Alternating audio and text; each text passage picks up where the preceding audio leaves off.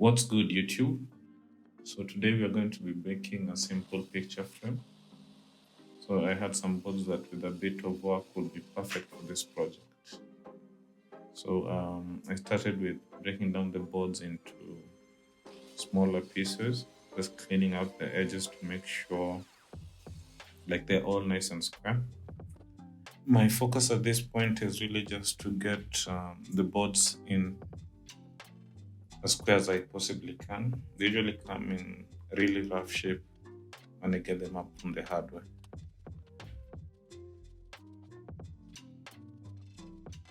I shifted to the miter saw to clean out like the last bit of the edges. Again, the squarer you get the initial materials, the better the outcomes you'll get at the end. So it's a pretty important step.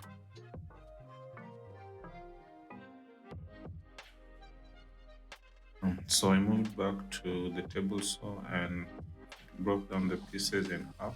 So the shorter pieces are 43.5 centimeters, while the longer pieces are 81 centimeters. Really, the table saw is like the MVP in my workshop. I can hardly think of a project that I do without using the tables. So if you're interested in getting into this type of stuff, probably a table saw would be a handy tool to have.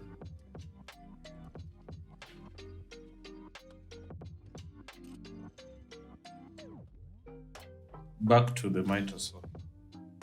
Probably my third most useful tool in my workshop after the drill, since I discovered making homemade dowels.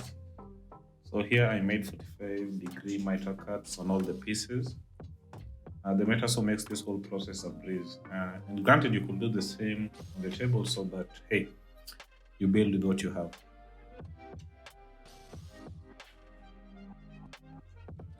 Next up, I moved to making the grooves where the glass will rest.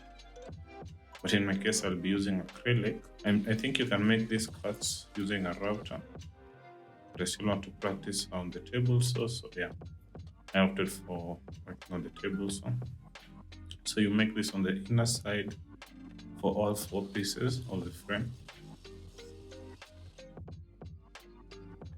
I really need to figure out dust management kwa hii workshop. Because hiyo dust kwa kipara.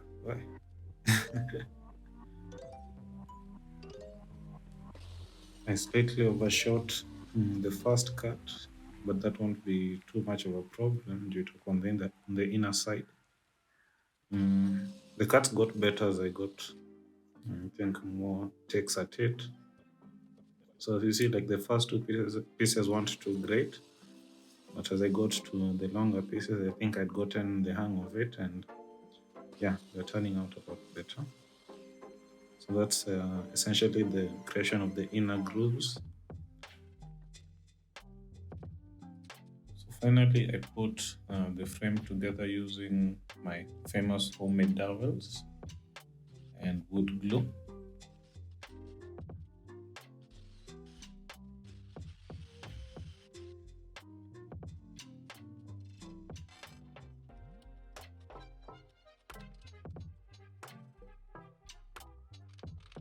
And finally, I held everything together using ratchet clamps.